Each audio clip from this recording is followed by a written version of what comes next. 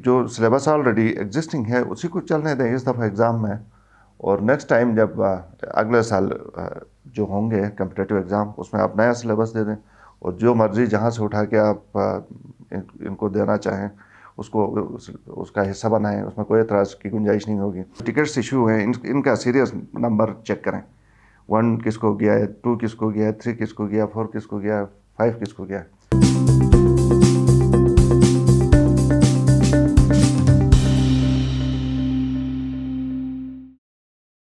السلام علیکم، پروگرام نقطۂ نظر کے ساتھ شبیر میر آپ کی خدمت میں حاضر۔ ناظرین، آج کے پروگرام میں 2 ایشوز کے اوپر میں بات کروں گا۔ پہلا ایشو کمپٹیٹیو ایگزامز کا ہے۔ گلگت بلتستان میں جو مقابلے کی امتحان جنہیں کہا جاتا ہے یہ ہونے جا رہے ہیں تقریباً 4 سال بعد۔ 2017 میں آخری دفعہ یہ ایگزام گلگت میں کنڈکٹ ہوئے تھے، اور اس کے بعد اس سال ہونے جا رہے ہیں۔ اب یہاں پہ ایک ایشو یہ آ رہا ہے کہ جتنے بھی اس میں کینڈیڈیٹس ہیں جو اپیئر ہونا ہے جنہوں نے ایگزام میں، ان کی اچھی خاصی تعداد ہے، اور ان کا تعلق پورے گلگت بلتستان سے ہے۔ ان کو کمپلین اس بات پہ ہے کہ جو ڈیٹ ہے ایگزامینیشن کی وہ دسمبر میں رکھی گئی ہے۔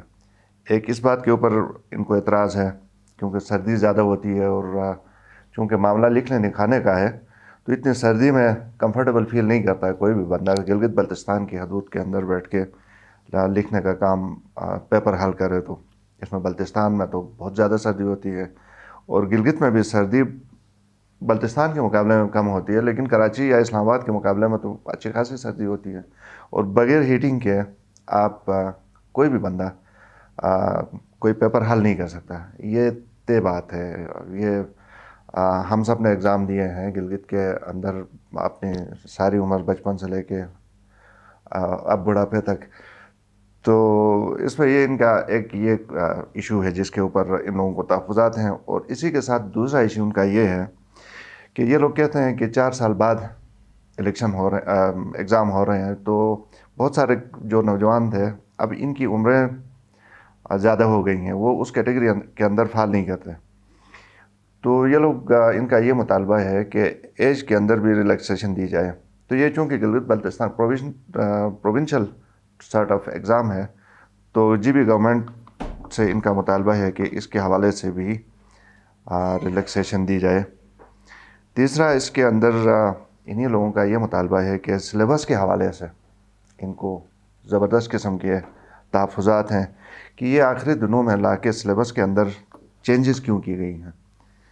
ان لوگوں کا یہ کہنا ہے کہ بہت زیادہ اس کو 80% جو سلیبس تھا پرانا اس کے اندر چینجز کی گئی ہیں، اور اس کے اندر نئی چیزیں ڈالی گئی ہیں، تو ٹائم ان کے لیے کم ہے۔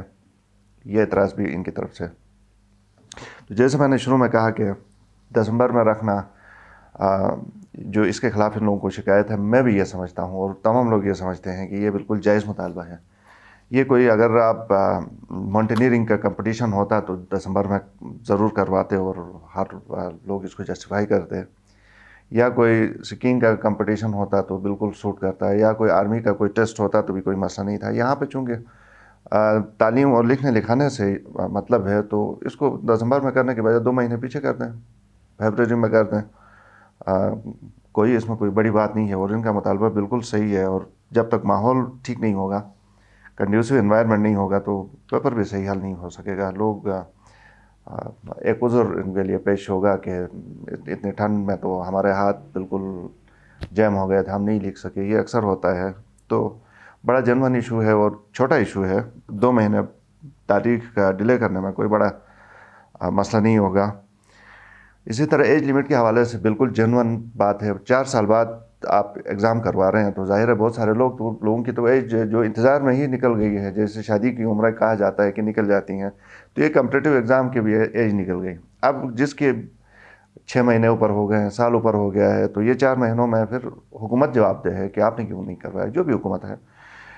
تو اب اسی حوالے سے یہ ان کی طرف سے ڈیمانڈ آ رہی ہے کہ اس کو آپ ریلیکس کرنے میں کوئی حرج نہیں ہے۔ 2 سال ریلیکسیشن دے دینا، آپ ایج میں ریلیکسیشن دے رہے ہیں نا، کسی کو ڈائریکٹ لا کے آپ جاب تو نہیں دے رہے ہیں۔ تو یہ بھی بڑا ویلڈ پوائنٹ ہے ان کی طرف سے، اور اس کے اوپر بھی سنجیدگی سے اور ہمدردانہ غور ہونا چاہیے۔ اور سلیبس کی بات تیسرا یا تو یہ ہو کہ ایک سیٹ پیٹرن ہو کہ ہر سال بعد ایگزام ہو اور اس میں نیا سلیبس ہو، یہ بھی سمجھ والی بات ہے، سمجھ میں آنے والی بات ہے. لیکن یہ ایک دم سے اگر آپ سلیبس چینج کریں گے تو یقیناً پھر اعتراض لوگ اٹھائیں گے. تو اس کے لیے بھی جو سلیبس آلریڈی ایگزسٹنگ ہے اسی کو چلنے دیں اس دفعہ ایگزام میں، اور نیکسٹ ٹائم جب اگلے سال جو ہوں گے کمپٹیٹیو ایگزام اس میں آپ نیا سلیبس دے دیں، اور جو مرضی جہاں سے اٹھا کے آپ ان کو دینا چاہیں اس کو اس کا حصہ بنائیں، اس میں کوئی اعتراض کی گنجائش نہیں ہوگی. تو یہ ایسے مطالبات ہیں جن کو لے کے نوجوان آج ہر جگہ جا رہے ہیں. یہ میڈیا کے پاس جا رہے ہیں، یہ میڈیا سے مراد صرف ایک ایمن پہ نہیں آ رہے ہیں، یہ اخبارات کے دفتر جاتے ہیں، یہ مین سٹریم میڈیا پہ جانے کی کوشش کر رہے ہیں، لکھتے ہیں سوشل میڈیا کے اوپر. پھر یہ حکومت کو شاید علم ہوگا کہ جو بھی انفلوئنشل ہے فگر ہے وہاں تک یہ لوگ کوشش کر کے جاتے ہیں. حکومت کے بہت سارے اس سے یہ ملاقاتیں کر چکے ہیں. اس کے علاوہ یہ جو ہمارے گلگت بلتستان میں آغا صاحب اور قاضی صاحب کے پاس بھی جا رہے ہیں یا جانے کا ان کا پروگرام ہے. تو یہ اس سے پہلے کہ یہ ساروں کے پاس جا کے پھر آپ کے پاس آئیں تو بات تو آپ تک پہنچ گئی ہے، تو بہتر ہے کہ ان کے مطالبات حل کیے جائیں. دوسرا issue Gilgit Baltistan council election ہے. 12 تاریخ بظاہر ہے اس میں الیکشن ہوں گے. دیکھنا یہ ہے کہ دو چیزوں کے اوپر بڑی اچھی قسم کی لے دے ہو رہی ہے، بحث ہو رہی ہے. ایک تو یہ تھا کہ پاکستان پیپلز پارٹی کے اندر ٹکٹ کے حوالے سے تحفظات، جس کے اوپر ہم نے بھی پروگرام کیے ہیں اور آپ نے اور پروگرام بھی دیکھے ہوں گے. محمد موسیٰ صاحب کو بڑے تحفظات تھے اور آج بھی ہیں. ان کا نام بقول ان کے وفاق سے ہوا تھا، آئیڈینٹیفائی ان کو کیا گیا تھا ٹکٹ کے لیے. اور جو امجد صاحب نے اس کو، موسیٰ صاحب یہ کہتے ہیں کہ اپنی مرضی چلائی، تو امجد صاحب نے ان کو ان کا نام کی جگہ کسی اور کو لے کے وہ آ گئے. اور پھر دوسرا بھی اسی طرح انجینئر اسماعیل صاحب کو بڑے تحفظات ہیں، وہ بھی ناراض تھے. اور بالآخر یہ ہوا کہ پارٹی چیئرمین سے ان کی بات ہو گئی، محمد موسیٰ صاحب کی ریکمنڈیشن ہو گئی.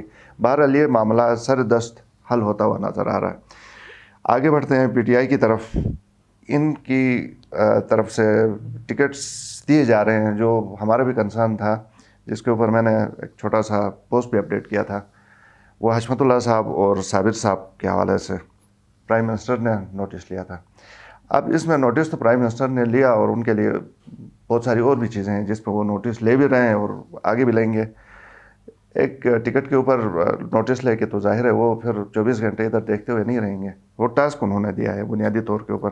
لیکن اب مسئلہ یہ آ رہا ہے کہ ہمیں یہ انفارمیشن ملی ہے کہ ہمیں کسی نے کہا کہ آپ جو ٹکٹس ایشو ہیں ان کا سیریس نمبر چیک کریں.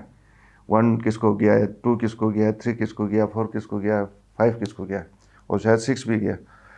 تو ظاہر ہے پہلے دوسرے تیسرے نمبر پہ جس طرح آ رہے ہیں تو یہ لوگ کنفرم ہیں. جو آخر میں ہیں ان کو وہ جو 12واں کھلاڑی کہا جاتا ہے وہ بنانے کی کوشش کی گئی ہے. بعض لوگ اس کو ماموں کہتے ہیں، بعض 12واں کھلاڑی کہتے ہیں.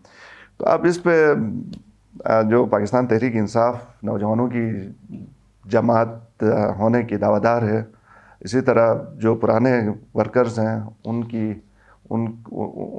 کی جو سپورٹ ہے، ان کی سے پارٹی کے اندر زیادہ سنی جاتی ہے. یہ بھی ایک کلیم ہے بعض جگہوں سے.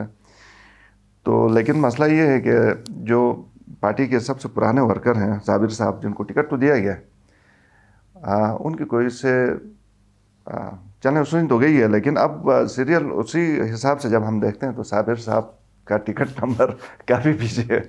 تو یہ کافی پریشانی والی بات ہے. فی الحال یہ صابر صاحب کے لیے پریشانی کی بات ہے. میں آپ کو بتاؤں، ان کو یہ انشور کرنا ہے کسی طرح وہ اپنے ایفرٹ سے وہ جیتیں. لیکن یہ اب پوری حکومت کی ذمہ داری بھی آگے آنے والے دنوں میں یہ درد سر بنے گا حکومت کے لیے، کیونکہ یہ پھر جہاں سے نوٹس لیا گیا تھا اس کا پرائم منسٹر کی جانب سے، اگر کہیں ان کو یاد آ گیا اور ان کو یہ پتہ چل گیا کہ انہوں نے جس کو ریکمینڈ کیا تھا وہ صاحب تو ہار گئے ہیں، ان کو تو ٹکٹ میں آخر والا نمبر کا ٹکٹ ان کو ایشو ہوا تھا، تو پھر جاب طلبی ہوگی اور جس کو ہم کہتے ہیں کہ کلاس لینا، وہ پھر ادھر بہت ساروں کی کلاس لی جائے گی. تو اب یہ مسئلہ آ کے کھڑا ہوا ہے. اس میں حشمت اللہ صاحب کمفرٹیبل پوزیشن کے اوپر ہیں کیونکہ ان کا ٹکٹ نمبر اوپر ہے.